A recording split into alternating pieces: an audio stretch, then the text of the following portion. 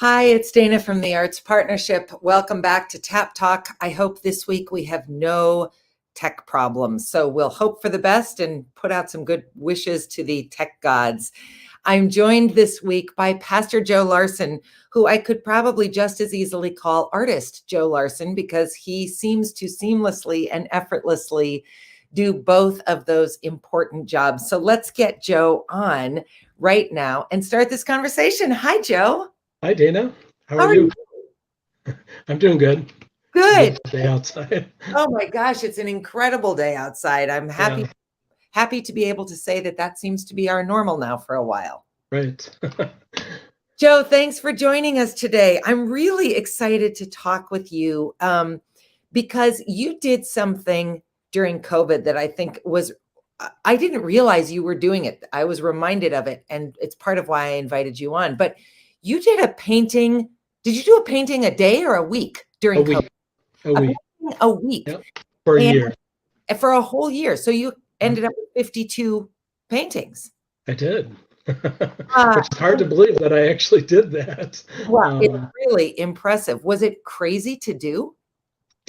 I worked in kind of a small size, like 8.5 by 11, which Okay. helped. Yep. Um, it wasn't that hard. There certainly were some weeks when I didn't do something, and other weeks when I did more than one piece. So it Sure. averaged out and came to a total of 52 at the end of the year. But it really, for me, got me into a rhythm, which Yeah. I think is, as an artist, it's so easy if you're working full time at another job to not commit time to do art. Absolutely. Absolutely. And that discipline is such an important piece of growth and evolution. You can't get better without practice. That's true. Yeah. And for me, I probably did more paintings in that year than maybe I had ever done in my whole life. Now they were small. I used to work with larger sizes, so these are again not real big sizes, but still, it really helped me develop my own style and more fully develop my technique and do a variety of things. So yeah, Well, I have to say that I remember very clearly watching your evolution. And again, I don't know that I knew you had made this sort of practice of a painting a week, but I remember very clearly looking at those paintings every week and seeing your evolution happen sort of in real time, and also just finding such delight in the composition, the color, the many of them were floral, which I happen to really love. I'm sort of a give me a good landscape and a good vase of flowers, and I'm a happy art consumer. most people do like that, right? But your work was really something that I came to depend on during Mm, COVID because it brought me real happiness every week. So I don't think I've ever thanked you for doing that. But thank I you.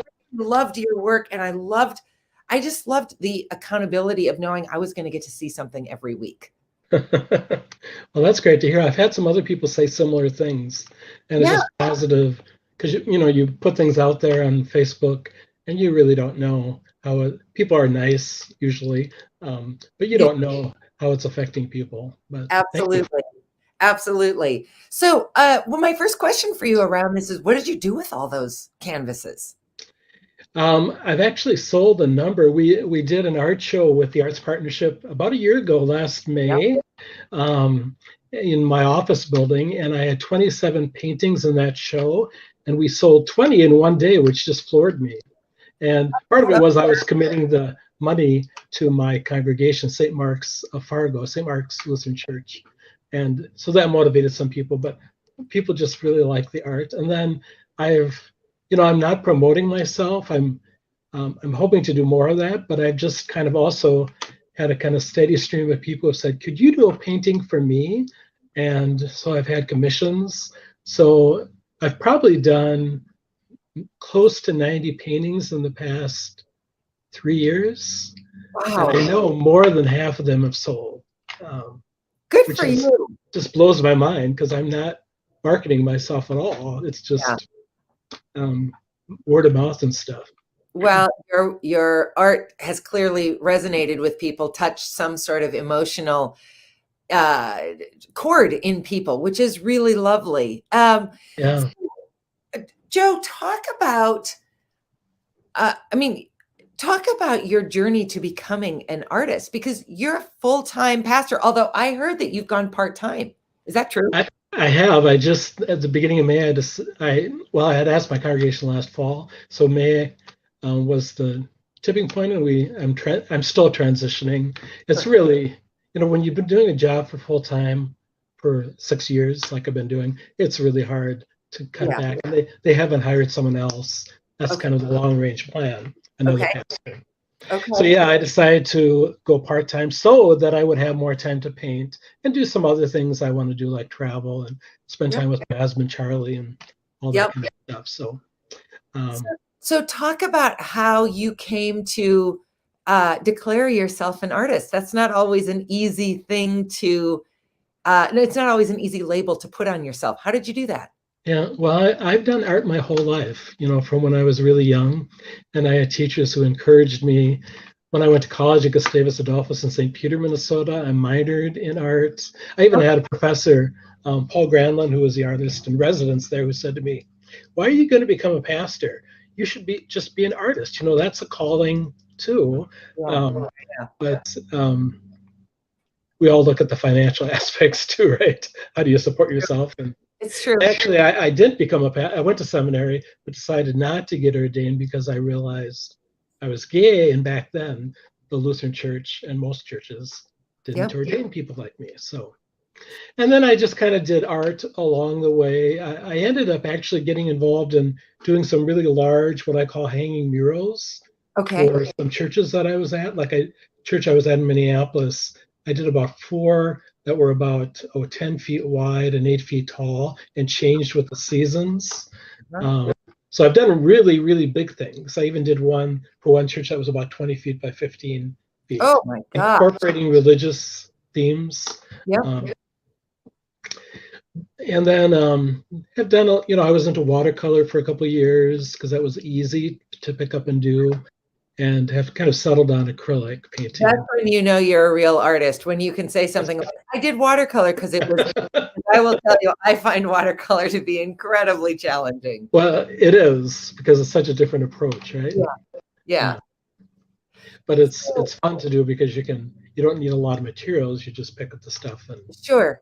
yeah. So I can see some of your work behind you. Can we Yes. get a chance to see some of your pieces in a little bit better view? Because if people weren't tracking that year of your work, they maybe don't really know what your style kind of looks like. Yeah. So I've got a few pieces here that I've been doing recently. Like, let's see if I can do this right. So this is something I did a few months ago. It's a chickadee, Yep. a smaller size. And the way I work on this, I start with I kind of learned this technique from another artist. I start with a black canvas, a Okay. black pencil canvas. Yep. And so then when I'm painting, it's kind of the opposite of white, or similar to watercolor, where I'm leaving the black, right? Okay. Rather than painting it in a lot of cases. So, and then I've done some things on these little, boards. Here's another bigger one. Oh yes, I've seen. Hard to know. I have a real thing for chubby birds, Joe. So I'm pretty To fond you. of these. And then, of course, I've done other things. Let's see. This is a painting I did. Oh, When did I do this? 2020. So my husband, Charlie, his family has a cabin in Wisconsin, and he has this old sailboat. So this is actually him on his sailboat. I've wow. also been doing last summer I was doing more water kind of scenes and things. And then, let me see. I've also been doing some figurative stuff. This is a little bigger, maybe. Oh, wow. Yeah. This is a religious theme, the story of Jacob wrestling with the angel. Yep. And in the past, I've done a lot of kind of male figures. Okay. It's an interest of mine. And this is one I just finished. In fact, this was a commission. It's always hard to know which way to I know. It's really you're on hard. the camera. It's like you want to move it the wrong way. So a woman asked me, she sent me a picture and said, "Could you paint this for me?" And Oh, she's actually picking up today, which is kind of fun, right? oh, it's beautiful. And I had never done lace curtains before. It's not easy, and to get the lighting and the flowers and everything to kind of all fit together. But it Yeah, was fun. So it's fun to try things that sure. you've never done before, right? So, Joe, do you feel like this is a fun question to ask you kind of, but do you feel like you're really influenced by Van Gogh? I am. He's one of my favorite paintings, and people say that a lot. Some people have said you should call yourself Van Joe, right? But you know, of course, he worked in oils, but I love vibrant colors and strong kind of shapes and Yeah. brush strokes and things. So I just your sailboat with Charlie on it, those clouds are so evocative of his work. uh, And your flowers certainly too. Did you happen to see the Van Gogh exhibition? I did that immersive exhibit. We Yeah, were in the Twin Cities around yeah. Christmas and was playing there. So that was amazing. It Part of me really was like, was. it didn't really tell me much about the paintings. It was Right. experiential. Yep. And it's like if you didn't know much about Van Gogh, you wouldn't have learned very much other than Yeah. seeing all that he did. Because he went through a lot of struggles and Boy, an he had amazing a complicated amount life. of paintings he created in a short period of time. Yeah. Yep. Yeah. No, Under your flowers really remind me of that whole section about, I don't know, it's like a 25-minute show. So probably about 18 minutes in when there was that whole explosion, yes, of so this is, flowers and of happening. course and I've done a lot of iris paintings, and so he's famous for Yeah. his iris paintings. And Yeah. Just beautiful, Joe.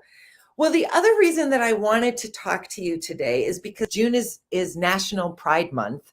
And mhm. I wanted to know from your perspective how you think the arts play into the cultural place we are today around being so much more, not perfect, but so much more open, accepting, and embracing of the GLBTQIA plus community. I mean, you referenced early on in our conversation that you didn't become ordained when you were a young man because the Lutheran Church wouldn't accept you, which is not true of many churches today, including yours. Mhm. So talk Yeah. about how the arts have, do you think, played a part in helping mainstream society stop othering this section of our community? Well, I think art has always been an expression for people like me, even when you're not out, to be able to express some of the feelings, because paintings can also be sensual and sexual and express some of the things that are deep inside. Even some of my paintings, I would say, of flowers and landscapes, sometimes they're expressing more about the emotions I'm feeling about myself or about what's going on in my life. And I think art lets us do that. And sometimes you're not even aware of that happening. Like I have a couple of paintings I did when I was in college when I had no idea that I was gay.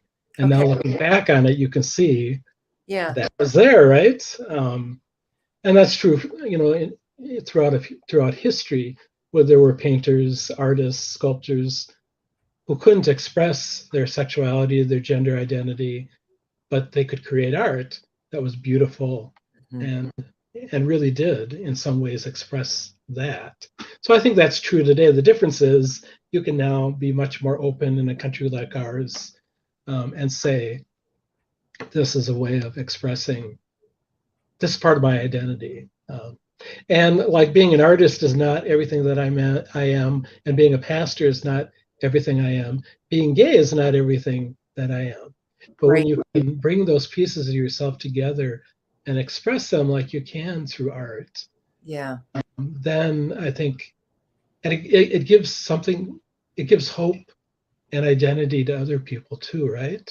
When they can see something beautiful created by someone, where there might be stereotypes, whether it's sexual identity or race or a country a person comes from, and create a link Yeah. and see the humanity that when you think of people being other and different and the stranger, suddenly you feel that humanness coming through. And that's what it's all about, right? LGBTQ people are just like everybody else. We want to love people in our lives. We want to be in a relationship. We want to be accepted for who we are. And I think art, and of course, the art community has always been a much safer place for people like us. Um, it's like it's built in to Yeah. that community, right? Because there are so many of us um, who are Yeah. artists in some way. Um, I really love your point about that art expresses the humanness and it strips that away because what I have often found so interesting in a distressing way is this idea that if you happen to align on the GLBTQIA realm, that that is somehow all that you are. As mhm. a heterosexual woman, my sexuality never comes up. I never have to defend it. I never have to out myself. I never have to talk about it. And so no one sees me and immediately identifies, oh, well, there's Dana. She's straight. Nobody discusses that. So I love that we are every day moving more and more towards being in a place where you're just Joe Larson. I'm just Dana Del Val. Mhm. What happens in your personal life is your personal choice, no different than mine. We can find common ground Right. regardless of all of our differences. And the arts are such a beautiful way to do that. Even people who say things like, well, I think landscapes are kind of basic. Because there are people who find landscapes to be basic. Mm, That's fine. I'm yeah. happy to be a basic lover of landscape. But every human being on the planet can have an emotional response to a landscape because it is so evocative of our lived experience, regardless who painted it and what their differences are. And so I think that's really a gift that the arts bring to society. I totally agree. Yeah. Yeah. Well, okay, so talk to me quickly. Our time is almost up, Joe. Uh-huh. What is your next artistic endeavor? I'm working on another painting that was commissioned by some friends of mine. Actually, a gay couple that I know who used to be in Minneapolis when I lived there. They were neighbors, and they Okay. live in Florida now. So, and I was going to show you that. Oh, let me see it. If, Look, we'll take the let time. me see. Huh? We'll take the time. Let's see it. Okay. Let's see. Can you? Oh, How, so wow. this was again. He had found a painting that he liked, and he asked me to do something based on that. Okay. So it's a larger than what I've been doing. So it's I think it's supposed to be like a Tahitian Okay. man, and it's I've changed the Wow. background. I'm trying to, you know, I do things in stages, and sometimes you reach a point in a painting, and I'm struggling a little bit with the background in this, but it's been fun to do Yeah. um, with the colors and the different Boy, the headscarf shapes. is really beautiful, Joe. Thank Really, you. really beautiful. The color, the texture, the movement of it. It's really, really lovely. Yeah, it's been fun to work on. So paintings like that take me a little more time. Than it's not a one day Well, kind of. plus, you might see it down the road when you're visiting your friends. You don't want Yeah, to think, yeah, oh, I wish I wouldn't have and done it's fun to think. I have paintings now that are in Canada and Hawaii and the West Coast, and this will be Florida, and I think Texas. So Well, you're a national artist then. I guess so. Well, that It's is, just fun to think of it when you know that it's in someone's home, right? And it's somebody you know. yep. It's just fun to think about that. Well, yeah, because it means it's going to a happy home and Mhm. it's going to enhance Right. that already happy place. So that's really, And really they're going to enjoy it. If it were just in my studio, it'd be sitting in a corner in a box and collect. nobody would see it. So Yes, it's hard. It is hard to let go of these paintings. I'm sure it is. I I hear think that. most artists because you really feel like it's part of yourself. Yep. You're giving it up, and you may never see it again, right? Yeah. Yeah. Yeah, it's going out on its own journey. It's like sending your child off to college. It is in some ways. Yeah. Well, Joe, thanks so much for joining me today. This has really been lovely. I just have been so thrilled to watch your progression, and then to also see you be so involved with Artworks at the Arts Partnership and some other aspects. I look forward to continuing to delight in your work online and to seeing other ways that we can work together, because I know that I'm not the only person who finds real joy in your work. Well, thank you so much, Dana. That means a lot coming from you. Well, I'm no visual artist, so that's kind of you, but I spend a lot of time looking at it. So I do appreciate it. And I Yeah. really appreciate yours. Yeah, and thank you for asking me to do this today. Yeah, it was fun to have you on. Everybody else, I have to be at a conference next week. So if I can step away, I will do a live stream. If not, I'll see you in 2 weeks. Joe, have a great rest of your week. Okay, Dana, thanks. Everybody, take care. We'll talk to you soon. Okay, Bye. bye.